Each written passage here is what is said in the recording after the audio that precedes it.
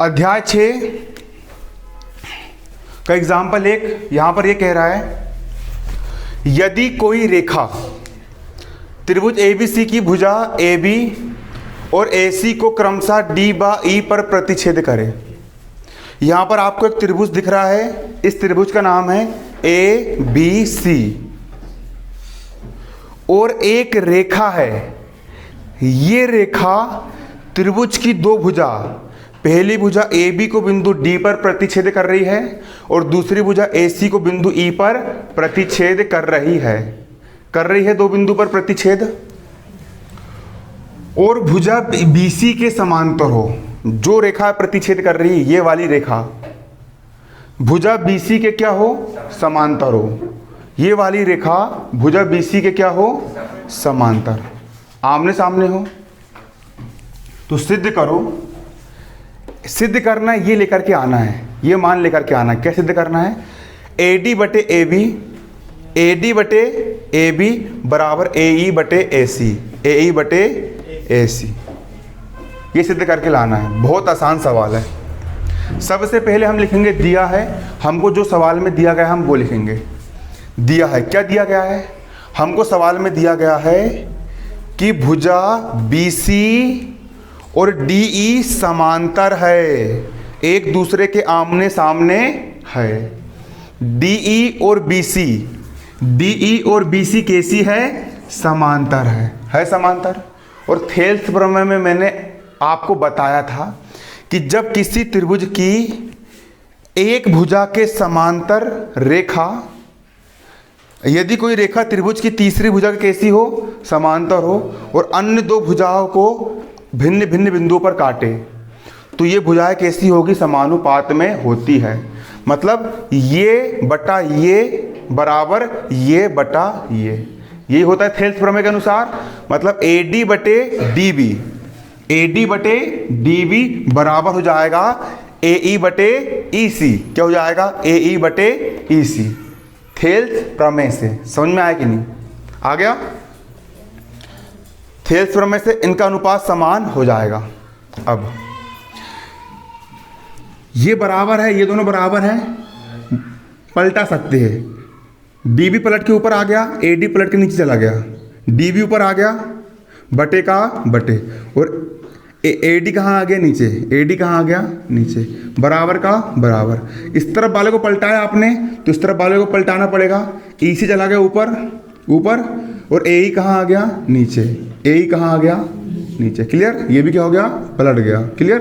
आ रहा है समझ में? अब इस वाले पद में मैंने एक जोड़ दिया, ये जैसे का वैसा एक को मैंने क्या कर दिया? जोड़ दिया। और इस वाले पद में मैंने एक को क्या कर दिया? जोड़ दिया हमने एक को। यहाँ पर हमने यहाँ पर एक जोड़ दिए, एक जोड़ने से कुछ फर्क पड़ेगा क्या? नहीं। बराबर किस तरफ एक धन का उस तरफ ले आएंगे तो ऋण का हो जाएगा, एक से कट के 0 हो गया, है ना? इसलिए बराबर के दोनों तरफ बस बराबर नहीं हिलना चाहिए। तराजू है, 5 किलो धनिया रखा है, 5 किलो को बांट रखा है। इस तरफ तुमने अगर 2 किलो और डाल दिए तो तराजू का बैलेंस बिगड़ गया। उस तरफ 2 किलो, उस तरफ भी डाल दो, हो गया फिर से बराबर। मतलब इस तरफ भी एक जोड़ दी, इस तरफ भी एक जोड़ दिए, ताकि ये बड़ी वाली भुजा आ सके, है ना कि नहीं? क्योंकि सीधे हमको AD करके लाना ना, AD का AB लाना है ना, AB कब आएगी? एक जोड़ने पर ही आएगी। जोड़ दी एक, इसके बटे में कुछ नहीं है, एक मान लिए। इसके बटे में कुछ नहीं है, एक मान लिए। AD और एक का लघुत्तम AD आ गया। DB एक कम DB, धन का धन, AD एक कम AD, लिख दिए। इस प्रकार से भिन्न हल कर लिए। AE और एक का लघुत्तम AE आ गया। EC एक कम EC, धन का धन, AE एक कम AE। क्लियर? अब ये समझ में आएगी स्टेप। AD और एक का लघुत्तम आ गया, AD आ गया। अब AD का AD में भाग दिए, कट गया।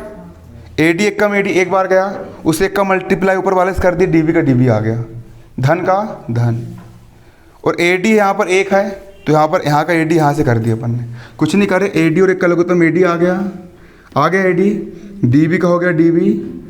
देखो DB एक कम DB, है ना? DB एक कम DB, धन का धन, और AD एक कम AD, ये लिख दिए।